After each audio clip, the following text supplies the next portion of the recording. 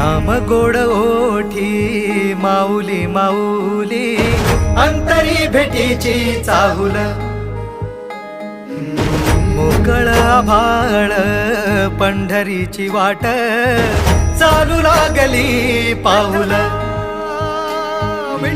नाम गोड ओठी माऊली माऊली, अंतरी भेटीची चाहुल, निघाली पाऊले दर्शनी, ध्यास लागला पंढरी. हो असं या उरात दाटली.